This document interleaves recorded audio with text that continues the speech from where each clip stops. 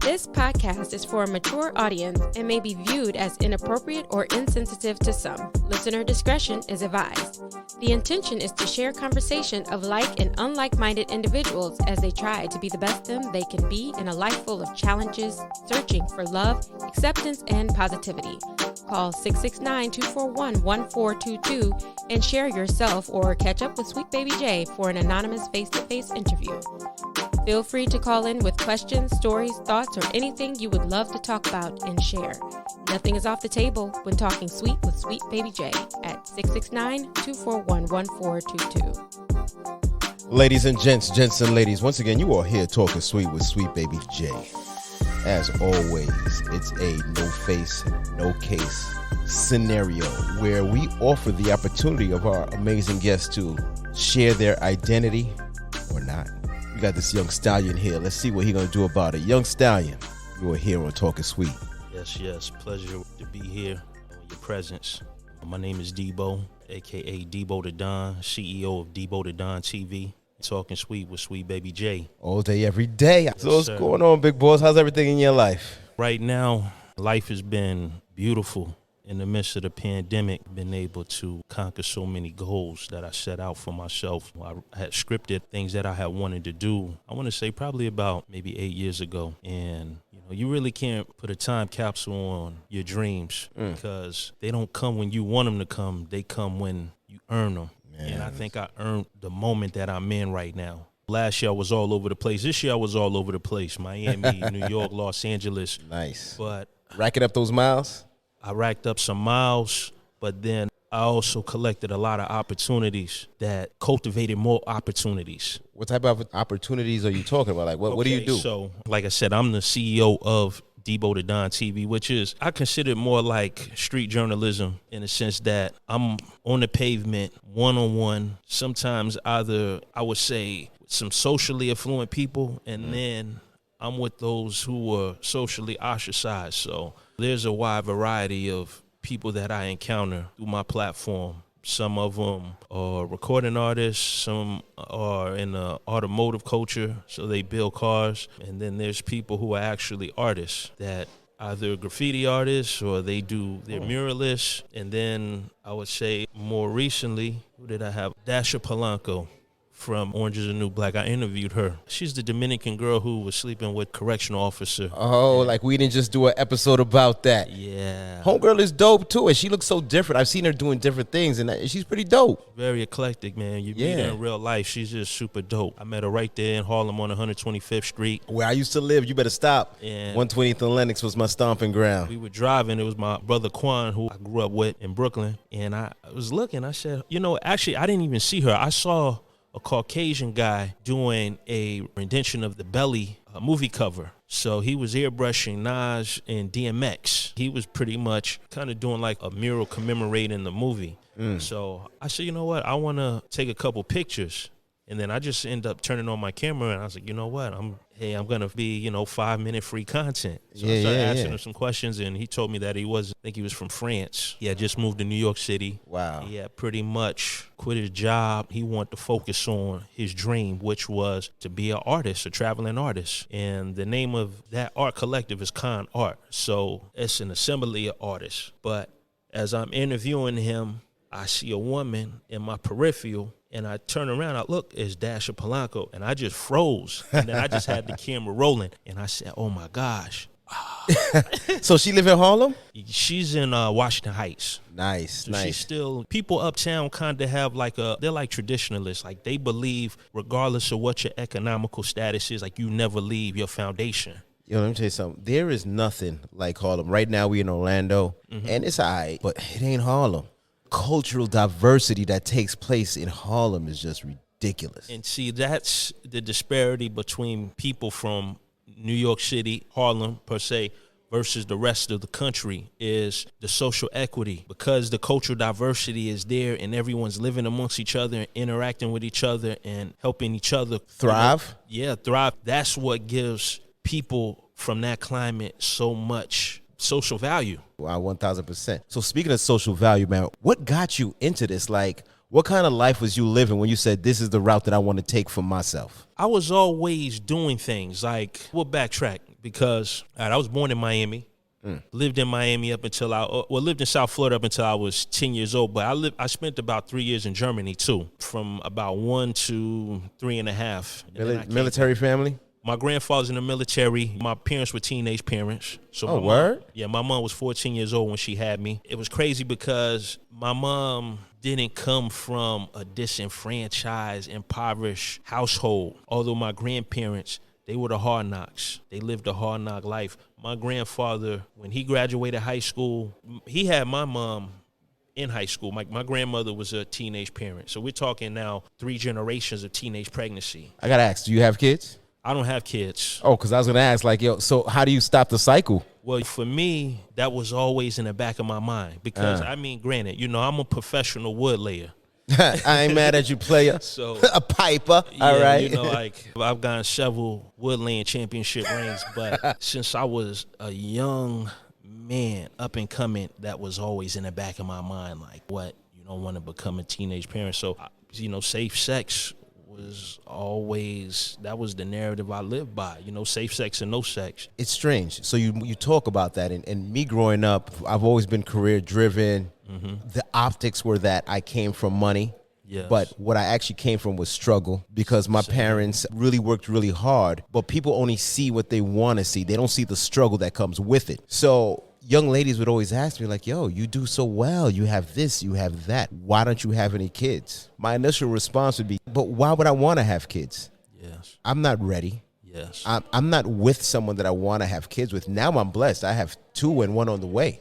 But why? I just never understood, why is it that everyone thinks that you need to have a child with everyone you lay with? People don't really understand the requirements and the responsibility of having a child.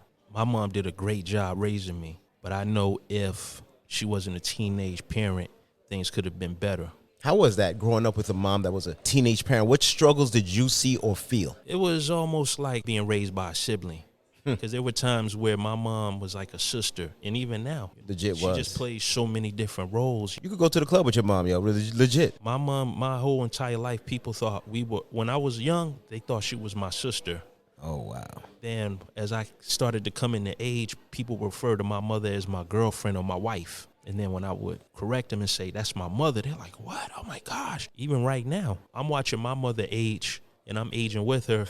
She just started really getting gray hair. Then I started getting gray hair. So pretty much we're one of the same generation. But there was a lot of things that we had to go through. My mom fought tooth and nail for everything. My education, for me to be in the right environment, she exposed me to as much as she could with all the limitations that were there. Because, like I said, my starting point was Florida. And my mom always worked 2 jobs when we were here. It seemed like it was so hard for her she made it happen, but it was, if you meet my mother really, she's a genius. Like, she speaks 3-4 language fluently. Her score on IQ, I think her IQ was like 155 or something like that. How did she come to speak these different languages? Was that from her military background or? I think for one, like I said, my mother is on paper a genius. And then being exposed to different countries at a young age, she just picks it up. A natural inclination. Like, she basically taught herself Spanish when she was a kid, and then I watched her as an adult teach herself other language. She taught herself Creole, then she taught herself French. She taught herself Italian. Yeah.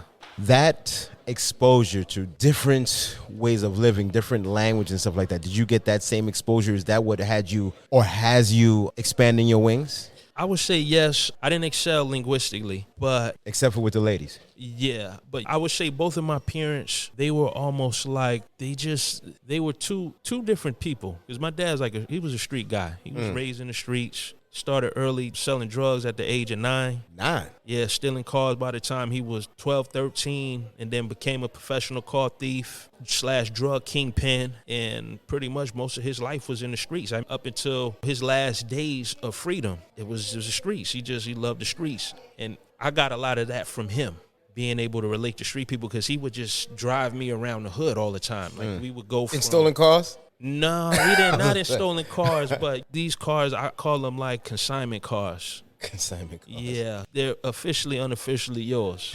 But they're all based on transaction. Is that, or seeing your father with these multitude of transitional vehicles, is that what brought you to your love of cars? Yeah, he introduced me to the whole lowrider scene back in the I want to say it was like 1989. We were on Fort Lauderdale Beach. Well, actually, it was a mini truck scene in South Florida at that time, and that's when the guys had the tilted beds, but I was like 6 years old. And then the next year, I remember being in Coconut Grove. He took me out there. I was young. This is before Boys in the Hood. It was the two dudes, and at the time, I didn't know who they were, but as I got older, just through conversations and meeting different people on the streets, they confirmed who these guys were. One of the guys, his name was Frank, Cuban dude from Hialeah, and another guy is an African-American guy named Snow. He was from down like South Miami, I want to say Naran, Homestead area. These two dudes had like hydraulics in their cars. Mm-hmm. When I saw it, I just instantly fell in love with it. But my dad was into that. He never built a lowrider, but he loved hydraulics. He was like a hydraulic fanatic. I think the reason, because in that world, it's an expensive game to play. Back then, it wasn't what it is now. Now I feel like you have a lot of actors. You had to be someone in the streets. Either you stole cars, or you were a drug dealer, or you were part of some type of street organization. So now anybody can have this. You can work in a hospital or anything, but if that's your thing. It's commercialized. Now, it's still shady people in the game. I want to keep it all the way 100. You know, most people be like, oh, we're working. Nah, lowrider people shady.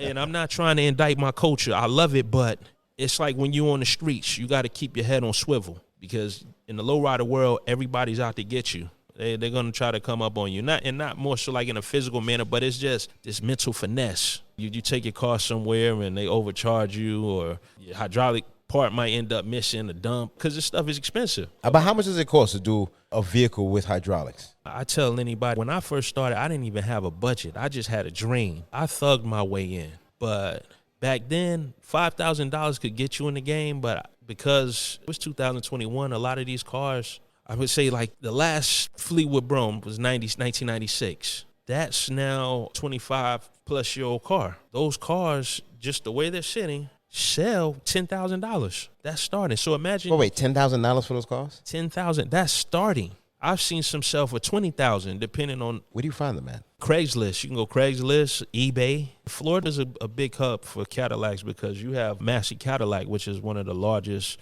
Cadillac dealerships in the country. I've seen them. So there's a lot of those cars in some of the neighboring communities. I really thought those cars cost a lot more. That $10,000 to here, $10,000. Oh, you're talking about just a stock Cadillac. I'm talking about a stock vintage vehicle. That's starting. That's the low number. Okay. Now, it can get high now. We're talking $20,000, $25,000. It all depends.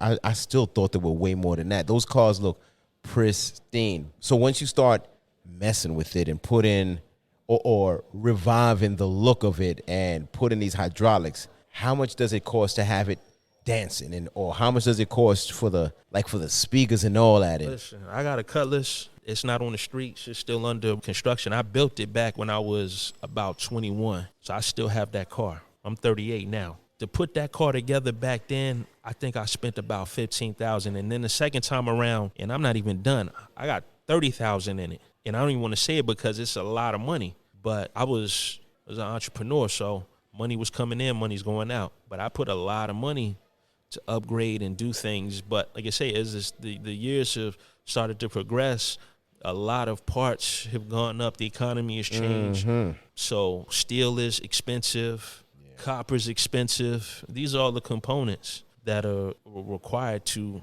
create these builds. But going back, like I said, my dad was into cars. He introduced me to it.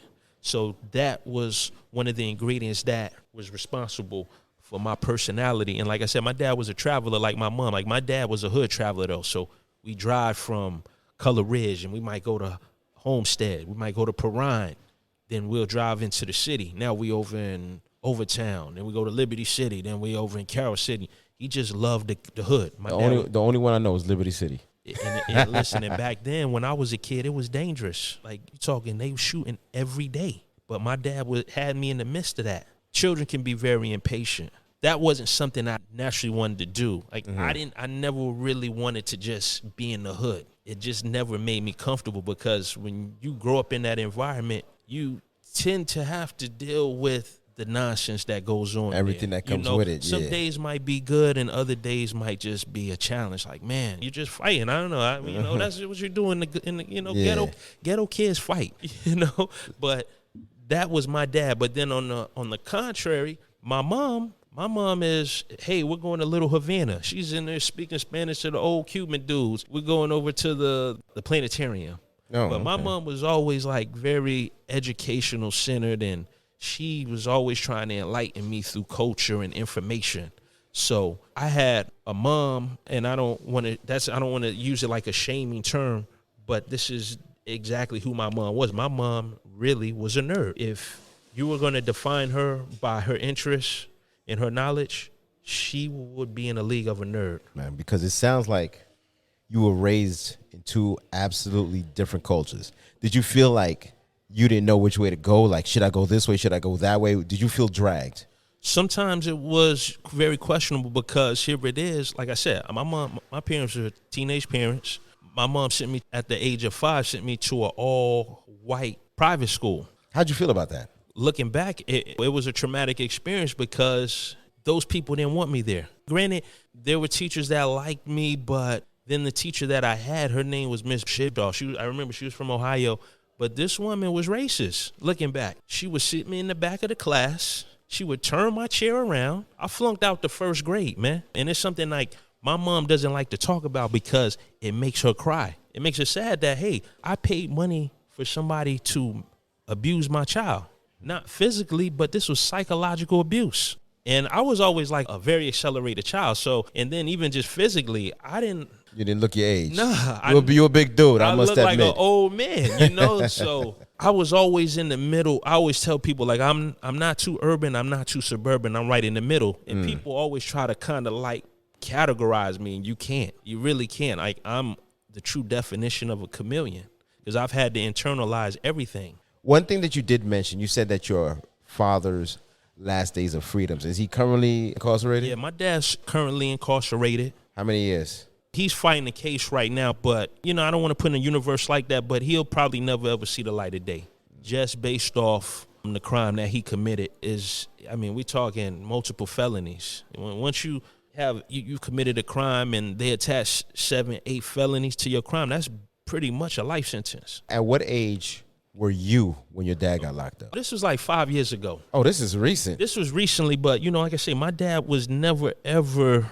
My dad wasn't no white collar. On top of that, you guys are not that different in age group. No, not at all. Wow, that's crazy. But see, this is the thing too. Arrested Development. My dad. You watch the movie "Don't Be a Menace to Society" while drinking your juice in the hood? Come on, man. Okay. One of my favorites. Now, do you remember when Shawn Wayans was like, "Yo, Dad, I'm about to go to the party," and his dad was like, "Hey, all right, son, before you go, read me this bedtime story." And you see his dad. He's in a baby crib with a diaper. Yeah. That was like me and my dad. As I got older, the roles reversed. Well, really, we never really were roles. My dad was like my brother. He never really was my dad. But as time started to move forward, it was almost like I became the dad that my father never had. Because you were excelling in life and doing things what you needed to do, and he was still doing his thing. I was excelling. Now I lived in different environments, and this is another thing too about not just being centered in one place. You have to move around. They say if you don't evolve, you dissolve. All right. And I used to always tell my dad, hey, you got to get out of Miami, man.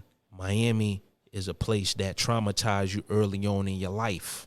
And not saying you need to run away from your problems, but you need to find people that can open up doors for you and create opportunities and take you away from this madness, or else you're going to get sunk in. Yeah, consumed. Because the hood is nothing but quicksand.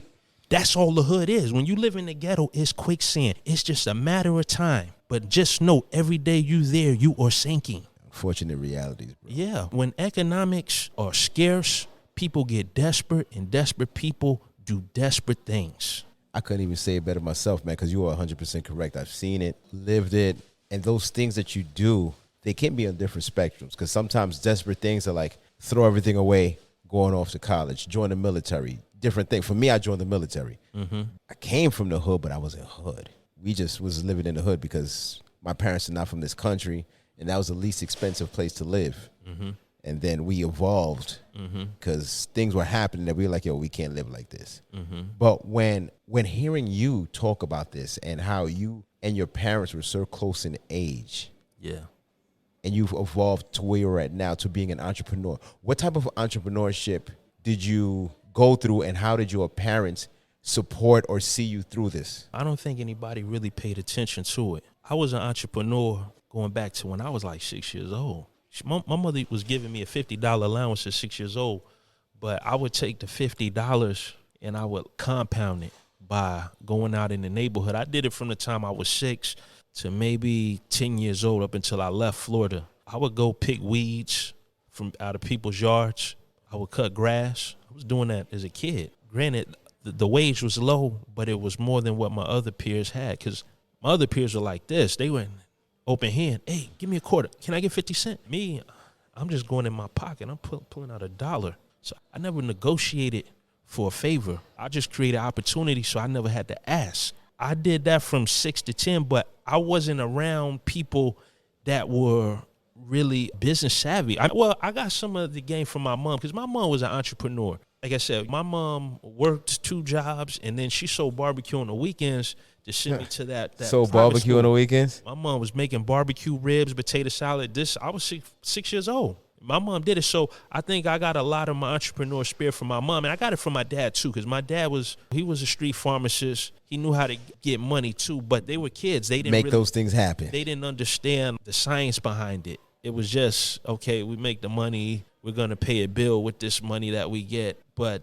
they were like in the prime of their youth, and they were in the prime of their earning season. When you saw your mom selling barbecue and making that money so she can do things for you, how did that make you feel? And what did that instill in you?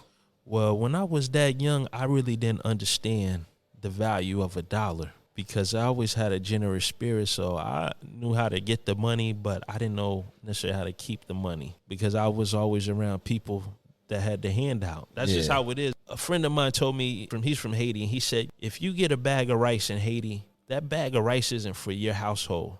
It's for the whole village, because just like today you're eating, tomorrow you're going to be hungry. But tomorrow is inevitable that you will be hungry, but you won't be starving because your neighbor's going to feed you. So that rice has to be cycled throughout the village to make sure everyone eats. So that's just how I always kind of view the dollar. Even now, I know if I were to come into $1 million, that money's not solely going to be for me. I cannot be one of these stingy people, because I know I got to give back, and not give back to this anonymous charity. No, I got to physically go to the hood, go to an old lady's house, just knock on the door with $5,000 in an envelope. Oh, wait, whoa. Yeah. Wait, 5,000? I'm going to pay your rent. Oh, okay. Oh, okay. I do that. Oh, okay. I'm like, well, wait, man. You was about to make me go put on a wig or something. I was gonna be that old lady. Yeah, these are things you have to do when you get blessed, when you from that type of environment, because when one doesn't have it, we all don't have it. That still has to be that same mindset. Like, okay,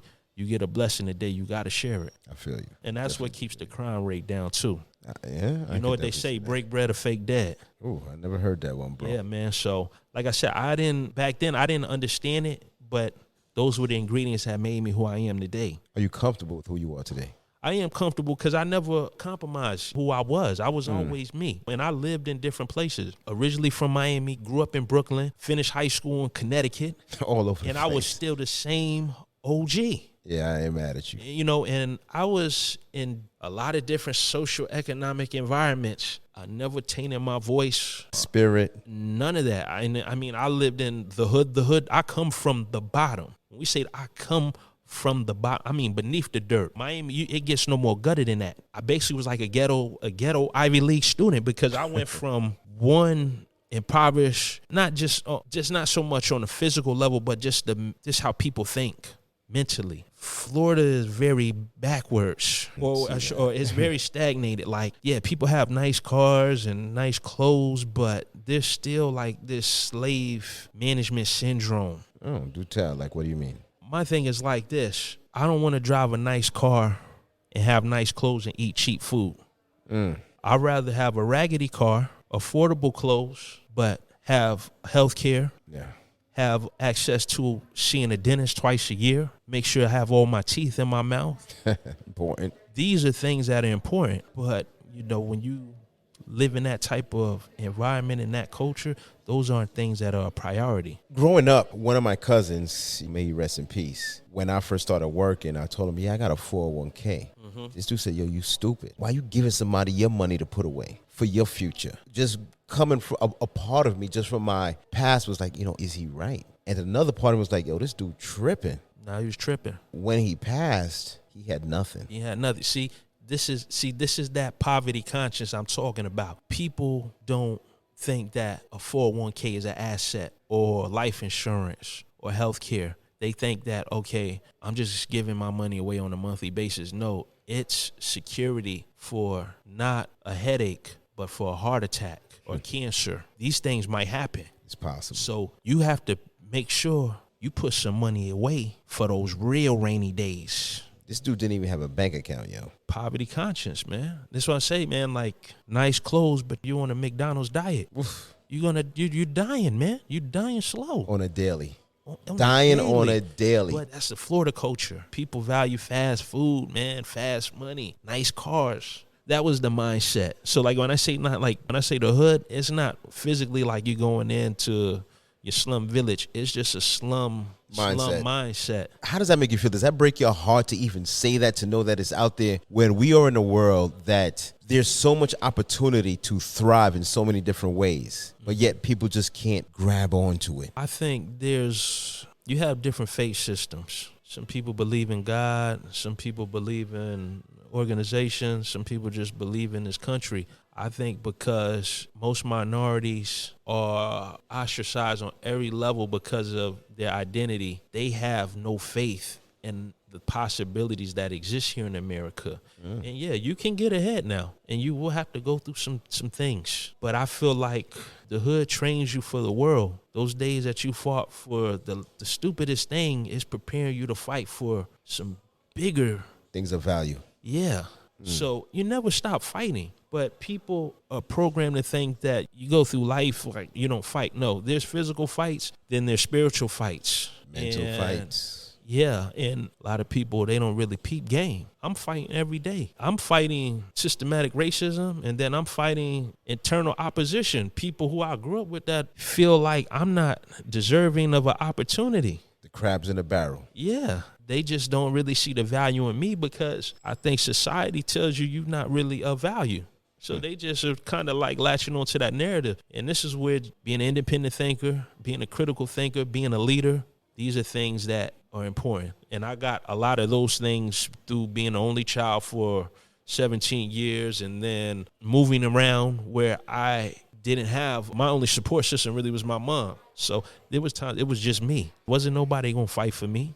When I first moved to New York, I couldn't even come outside to play comfortably. I had to fight about 3 times. Where in New York were you living? I was living in Bed-Stuy, a.k.a. Bedford-Stuyvesant, Brooklyn. Okay. Where in Bed-Stuy? I grew up on Hancock between Lewis and Marcus Garvey. Bro, I know exactly where it is. I always tell people Bedford-Stuyvesant is like the equivalent of like West Side L.A., like the Crenshaw district. Is that what? That's why it came with the do or die. Yeah, it looks pretty, but it's a lot of crime over there. Oh, I know. So we had a little thing on Malcolm X between Bainbridge and Chauncey. Oh, man, that block is fire.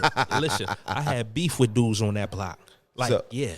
We had a business, and there were times where, people that were slinging, doing their thing, there would be opposition with different buildings. Mm-hmm. And when you see somebody, people will pull the trigger on an instant. So my mom's store had the windows shot out several times. Oh, man. Only because people was running by.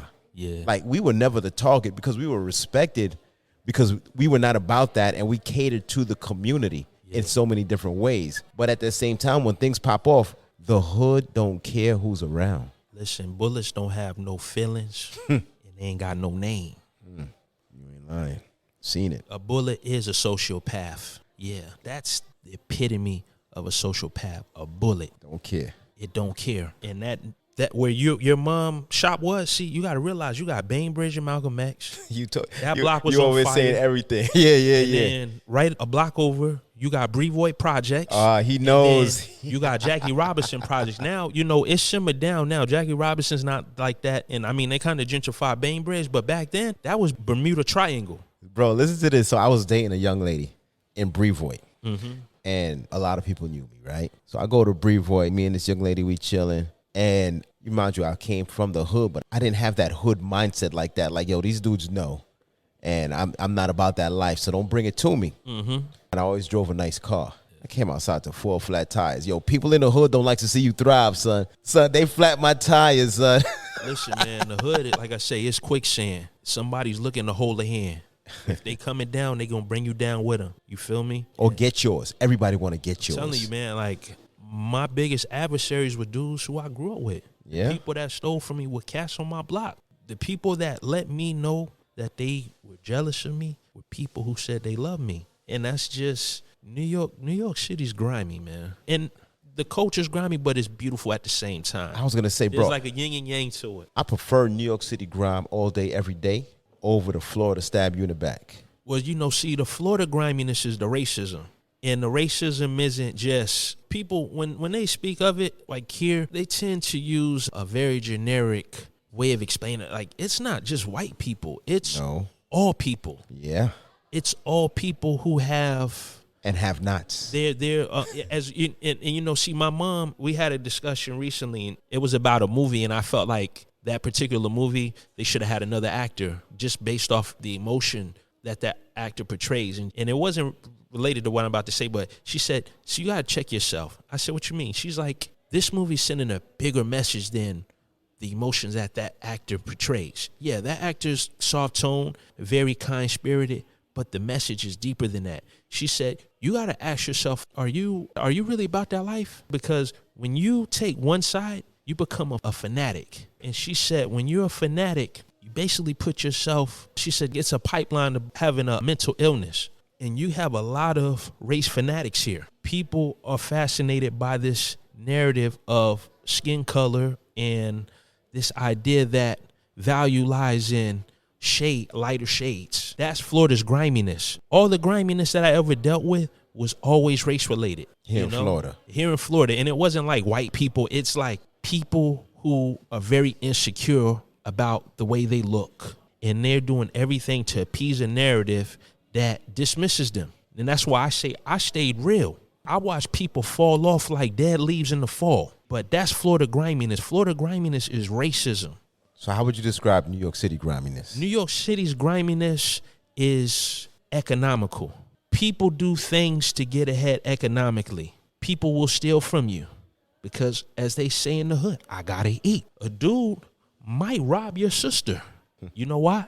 Yo, I'm hungry, dog. I gotta eat. I mean, look at DMX. DMX said he robbed an old lady when he was a kid. He said, you know, and they asked, why'd you do it? He's like, yo, I was hungry. I had to eat. So New York's griminess is about money because it costs money to live in New York City. Yeah, you ain't lying. So that's the disparity between New York and Florida. Florida's griminess, it's not about money. There's an illusion that if you assimilate into social space or you have kids with a certain person that looks this way, that those opportunities will be afforded to you. Nah, everybody's poor out here. Everybody's struggling. In Orlando, my uncle's an economic developer. He told me this back in 2005. He said the average household in Orlando shares 4 jobs. That means you got a couple, they each work 2 jobs apiece just to make it.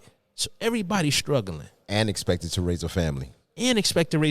So the illusion is, oh, well, I'm different from you because I look like this or I talk like this. I have these friends. Nah, everybody's in the gutter. So it's a real. This is the plantation. It's a real, what was it? The crabs in the bucket. Crabs in the bucket.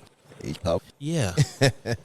I call them crabs in a pot because we in boiling hot water. Boiling. You're going to die. And you're going to die broke. You're not going to die rich. Not in Florida. I refuse. Unless you selling some drugs out here. Ooh, no. Ooh, I refuse, but I won't be doing it like that. That's the culture here. And this place makes people criminals because you can't get ahead. See you, I'm looking at you. You're a big dude. You're very, very well diverse. Yes. You have a look about you, but you have this one thing about you that sticks out. Yes. Yo, my man, you have hair that is slicked back.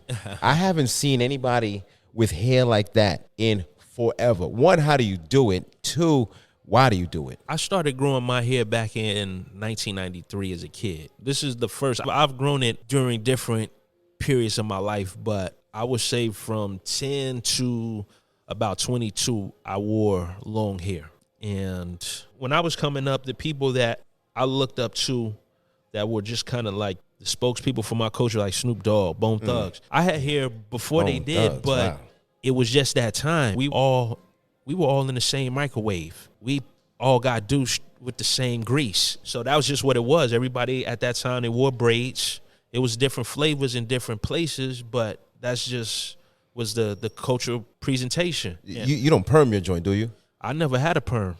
Son, your hair straight like that? It's straight like that. I mean, when I graduated high school, you look at my high school. When you look at my senior pictures, it looked like a perm, but I had like the curl.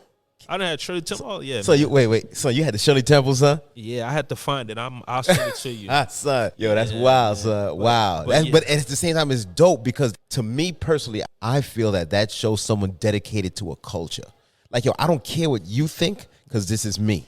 Yeah, my culture, I would say, even though I was raised on the East Coast, I was very much influenced by the West. And coming from South Florida, Miami was like the West Coast down south. Like that's all we listened. Aside from the bass music, we listened to DJ Quick, Eazy-E, Ice Cube. That was our king. We did everything the guys on the West Coast did. We didn't do like the Jerry curl had his time, but that wasn't the thing. You ever had a Jerry curl?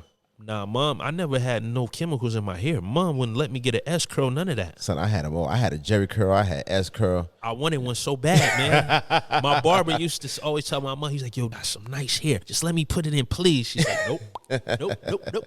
So my mom, as I said, we had a business, so she was a beautician. Okay. And she used to practice on us. So I had S curl, Jerry curl. She used to cut my hair. I used to be like, oh my God. Yo, Bobby, can I just go to a barber? Like, I wanted to go to a barber so bad because she practiced on us. And growing up, I did not appreciate what she was doing. Yeah. She was practicing her craft so we can eat. Yes. And now, the way that I see what she's built. Yes. Yo, and legit, my parents built an empire. They're not millionaires, but they built an empire because they had something they handed off to their kids. And that we were able to build our children in so many ways. It wasn't all financial, but even in habits, everything, even in love. Yeah. Some people don't know how to love. Well, you know what it is? Some people think it's about the money. It's never about the money. It's about family. The people who value money don't have family. Shit. And the people who have family don't value money. That's your currency, is your family. That's the people who you go out and make sacrifices for. That's who you put your life on the line for. Anyone that knows me, I can have $5 or $5,000 or $50,000 in my pocket. You wouldn't know it. Family's the currency. I was raised to value your family, even though it was dysfunctional, but it was always family first. That was me 1,000%. And we all over the place. I had family all over the country, outside the country, and it's family first. It's never the money. No, the currency is the family and it's the people that you impact. And if you learn to value people, you'll never have to worry about money. It's the truth. I'm going to have to say that's so true in so many different ways. People put value onto things that really don't matter. And the things that matter, they don't put as much value on it. You always shortchange yourself when you do that. Yeah. Always do. Yeah. So, bro, let's talk about it, man. I mean, we've been here. We've been chatting it up for a while. Yo, you've definitely, no, but that's how I like it because, you know, we getting different aspects of you, the king, Yes. Debo the Don. Debo the Don. What does your business do as far as feeding you and yours or building others? My platform is almost like promotion for the people who I interview. Before it was Debo the Don TV, I wrote down, I have, it's like a journal. Everything that you see right now, from my logo to the thumbnails to the people who I've interviewed, I wrote that down years ago. This is who I want to come into contact with. This is what I want to discuss. Originally, before Debo the Don, the title of my YouTube channel was going to be called Hidden Gems. I always was the guy that discovered artists, fashion designers, just innovative people before they became prominent. And that was, I don't know, I always had this exclusive element about me. And this wasn't something that originally that I wanted to bark on. There were people who were around me that knew me during my life journey that said, hey, you should start a YouTube channel. And these are different guys. You got one Puerto Rican guy who's a gangster, good friend of mine. He's like, yo, Debo. He called me Elvis because I used to wear the pork chop sideburns. So he would call me Elvis. He's like, yo, Elvis, yo, you should start like a Debo, call like Debo the Don TV, because I was always saying Debo the Don in my hashtags on Instagram. He's like, yo, won't you call like a Debo TV or Debo the Don TV? He's like, yo, you know, niggas in the hood, they fuck with you. And then my good friend Joey D from Stamford, Connecticut, he's pretty much like my neighbor. We near High Ridge, but he lived like across on the other side of High Ridge. And he communicates with me a little bit more orthodox. He'll send me either like an email. Yeah, it's usually emails. That's how he communicates. He doesn't do the phone. He has social anxiety issues. So he sent an email long. I mean, it was probably like 3 paragraphs and I'm reading it. Some shit that looked like a wife that was mad at her husband. Yeah. And I'm like, how does this dude type all this stuff this fast? He's like, yo, dude. And I'm just kind of like in my mind. How it sounded? Yeah, because this is how he talks. He's like, yo, dude, you know, you should probably start like a YouTube channel geared more towards the lowriders because, you know, that's your background and that's your passion and you're real good with that lowrider stuff, man. And I'm just reading it and I'm like visualizing him talking to me. Of course, you know, Stimble, who you previously interviewed, he said to me, yo, have you ever thought about starting a YouTube channel, dude? Sound like him, but go ahead. I said, nah, not really. He said, man, you know, you have this social equity, dude. Like, you got this hood thing, but then, you know, like all of these influential people, man, like, you should try to monetize that thing. Like, I think if you let me help you, we can build something that's big. I was like, all right, cool.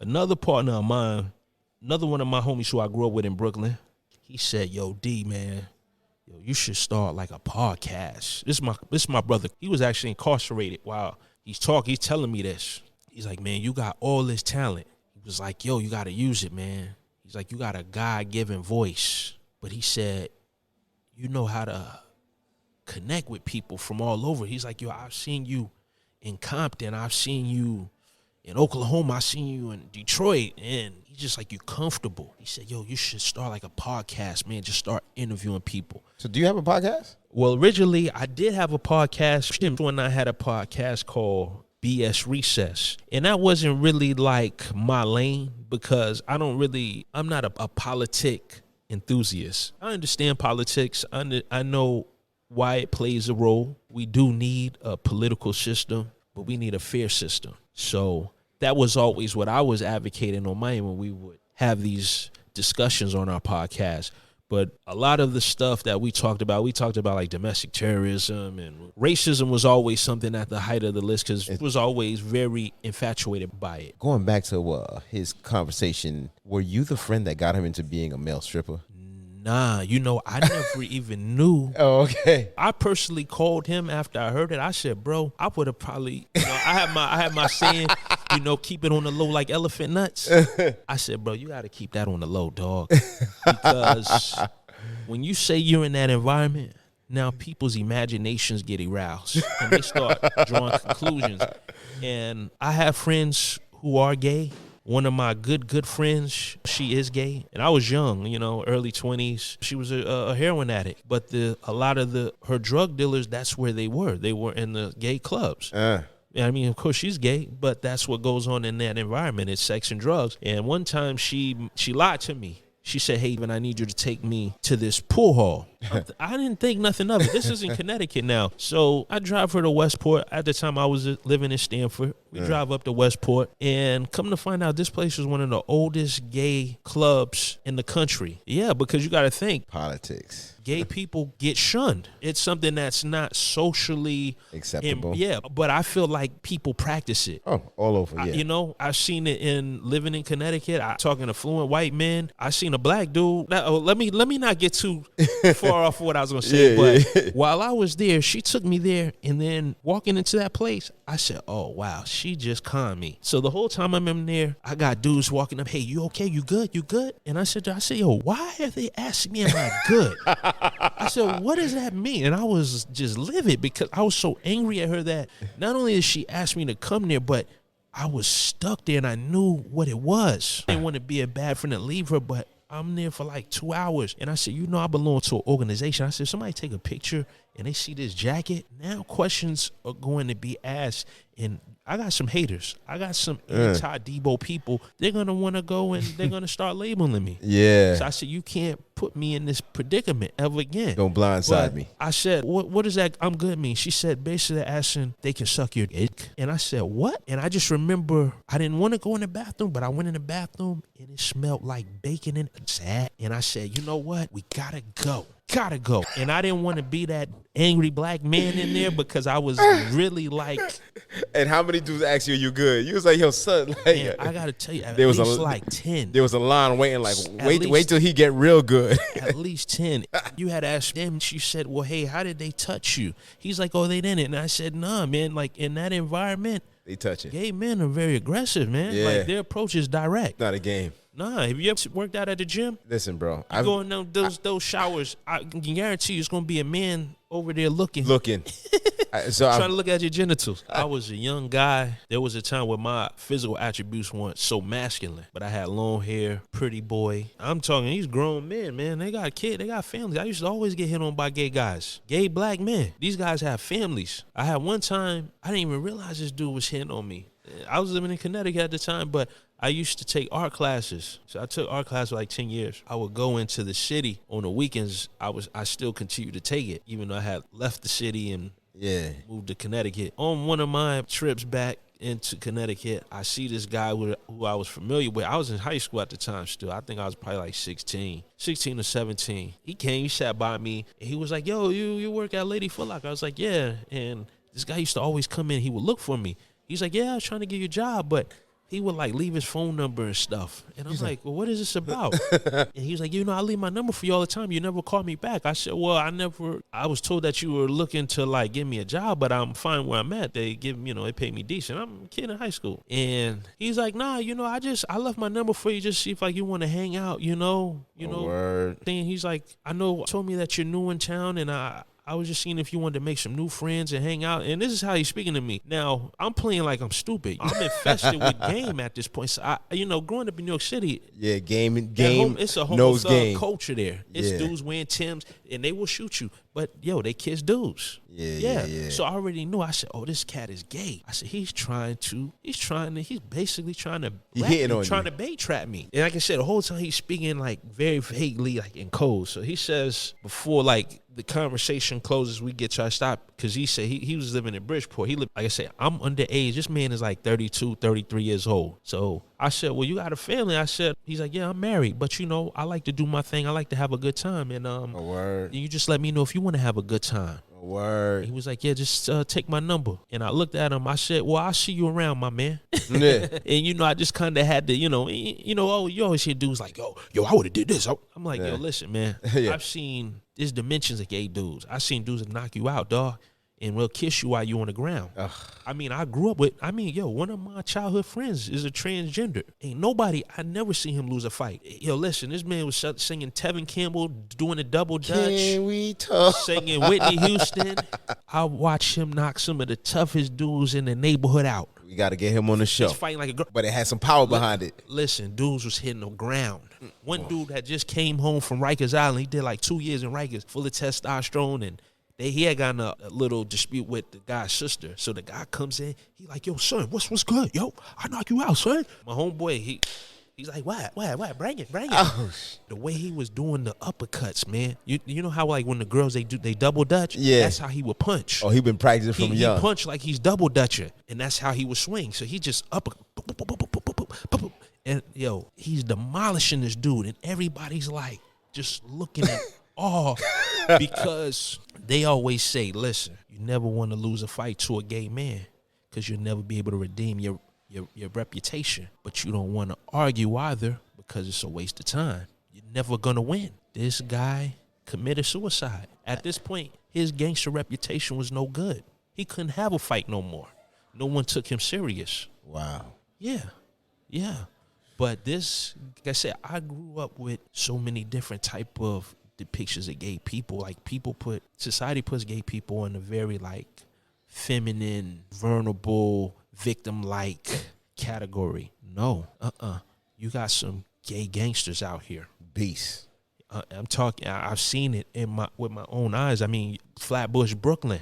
Yo, it used to be a house right there on Remsen, right off of Church Avenue. It used to be a house with a bunch of young gay West Indian boys was there, but the guys that would pick them up was all gangsters. I'm gonna say a spot. Let's see if you know it. The Lab. Yeah, I remember the Lab. Yeah, on Fulton. Yeah, man. Listen, man, the Lab. Yo, they had a whole night, and I didn't notice it until later. I was like, whoa, all right, that's what's up. And yo, the Lab was off the hook, man. A dude. We went up to the Lab one time like 50 deep because my homegirl was in there, and this guy, he wanted her number. And she said, I'm not interested. She's young, you know? She probably shouldn't have even been in there. This guy was just aggressively pursuing her. And she said no, and he wound up like assaulting her. That's how it was back in the days. One of my exes, a dude tried to holler at her, and she was like, no. Yo, he threw a bottle at her. That's the New York griminess, too. He threw a bottle at her, and she came and told me. And I was like, what you want me to do? What you want me to do? Listen, girl came back. See, back then, I was in a different mindset. Because I had already been initiated into that. That mindset. Yeah, but I mean, it was before that. But it just, I feel like when I came to New York now, we in the gangster Ivy League. This is the hood Ivy League. So her uncle, he was like one of the shot caller with her elder uncle, a great uncle. He actually ran like a hood, but her uncle, who's almost like her brother, he was the second in command. And he rounded up everybody he knew in Bed-Stuy. And we went up there. I want to say we were like 50 deep, man. But the dude was going, and I said God was with him because he was going to meet Jesus. That's how it be. And this was just a pure physical beatdown. No guns, no knives. Yeah. It's a straight ass man. Listen, man. Debo the Don, I'm going to have to say it was an absolute pleasure having you on the show. Yes. Talking about where you come from, where you've been. Yes. What you've done. Yes. It's always great when, we could just see the cloth of a person. People see Gucci, but they don't see what it takes to make Gucci. Yeah. And you out here living that Gucci life. I appreciate you, brother. I'm as authentic as they come. I'm not embarrassed where I come from. I'm not embarrassed that my parents were children when they had me, came from humble beginnings, and we did it together. And I'm grateful for my grandparents because they stepped in when my mom was trying to go to college to give me a better life. They said, all right, well, you know what? We're going to help. Everybody raised me. My whole family raised me. You know, when they say it took a village, and then I went from one village to another. I went to the village of Brooklyn. Brooklyn raised me. They took me in. And I went to the village of Connecticut. I feel like when I moved to Connecticut, I moved to CT, these are like white people. This isn't fictitious. This is real. Like, we're talking, and it's not like, hey, yeah, how you doing? Like down here in Florida, I feel like people, they role play. They put on this articulate speech, but Connecticut, you're not just articulate, you're educated, and you have probably 300,000 in the bank. That's the life up there. That's on a low scale because we're talking. This is old colonial money. These people are multi-millionaires. So for a guy like me to come from where I come from to go there, and then when I moved there, I don't think Fairfield County had ever really seen a black person like me that was cultured. You have black people there, but it's different type of black people. Oh, 1,000%. Especially there where I was at, 90% of the black people were of Haitian descent. So they're like they are the first or second generation Haitians. They're not black American, been through all the hardships of America and been just beaten down. They're coming here with new energy. New vibes, new perspective on what can be. And they're coming here with a value system that is loyal to family and religion. So they're just energized for this American experience. That's what I was around. Now you got a dude like me. We weren't the typical Fairfield County, Connecticut people. And yeah, moving out there, I think I was a breath of fresh air for a lot of people. I definitely, while I was living there, I was very influential. I brought a lot of culture with me. Dudes were getting their hair braided like me. Cass was getting Shirley Temple curls. That killed me that you even say that, man. Yeah, dude, literally. I'm in high school. Cass was I would come to school, A week later, or 2 days later, you see a dude, he got his hair. They like, yo, copy it off. Back then, I was young. I could have monetized that. You could have marketed yourself. Yeah, but I'm like, man, why these dudes? Because I just hated it. I hated living there for the first few years. I ain't gonna lie, man. It was just too soft for me. I wasn't used to people being nice. And they looking for something harder. They they embraced me, man, but I didn't embrace them. Nice. And it took me a while because the people there weren't that bad. They weren't. And one of the interviews I did with Big Kirk on Fresh Out, like I said, I had already kind of been through so many challenges of life that my innocence was just compromised. Yeah. So here it is. I got a fresh start. I'm in a positive environment. People there, they're looking to invest in my future, and I'm like, I had that poverty mindset. Like what they want. Yeah, I just was more so concerned about my image and not my future. Problem that a lot of people have. Listen, bro. What's up, man? We gonna end it right there, man, because you dropping too many jewels, man. We're gonna have to do a part 2. Now we're gonna have to do a part 2, and then I can really break down the early fundamentals of my hustling ingredients. Like I said, from being a kid to cutting people's grass to moving to New York City, going to the Brooklyn Library, getting a worker's permit at 11 years old. At 11? At 11, I went out there by myself. I didn't get mine until I was 16. And I swept floors every day after school, $4 an hour. They only let me work for 4 hours. And then I met Steve Ripkins from Loud Records when I was 14 at Benihana's. He gave me my first official job. I was doing marketing and promotion. So that was my introduction to marketing. I'm actually a marketing major at UCF. I currently go to UCF. Oh, that's dope. You, my man, have different talents here. But that was one of my hustles. And then when I moved to Connecticut, I was hustling, going to high school, and had a couple jobs. I had like 2 jobs in high school. 2 jobs, like literally. Getting my money. Always about that grind. You know what I'm saying? Always about the cash. And then even to build the lowrider, I was hustling to get that. I moved here. I started a junkyard business. I was going to the junkyard and I would sell car parts on eBay. I was making $5 to $6 grand a month. I've seen those businesses. And I know they're making money because they taking junk and reaping the cash. I made a lot of money. I don't even want to say how much money. I made a lot of money. So I've always been an entrepreneur. But those are stories to tell the next time. So this just didn't happen overnight. Your work in progress, constant work in progress. Everything I'm doing is just for a bigger goal. Like I said, I went back to school. I didn't go off to college straight out of high school. I went to community college, but I wasn't a community college success. That just wasn't one of my motivations. And then I think as I started to progress doing my eBay business and seeing like, okay, the money's good, but it's a struggle attached to it. How do I eliminate the struggle to get to the dollar? I was like, I got to go back to school. Yeah, that is true. This is here I am now. UCF, first man in my family to go to college. Yeah, man, I done broke down so many barriers, man. People don't know. And I'm going to use my platform to give visibility to some of the things that I've done, because I've done a lot as a young man, but I'm a hidden gem. So, I'm just unlocking the treasure chest and letting people see, yo, there is gold inside it. To you and yours alike. Yes. And hey, listen, everybody, Debo ain't for everybody and everybody ain't for Debo, but we not fanatics over here. And it ain't where you from, it's how you come. And like I said, break bread. Take that in so many ways, but okay. and like I said, break bread or fake dead. Listen, we not pilgrims, we Indians over here. We will share, but don't take kindness for weakness. And on that note, we out. We out. That's about it.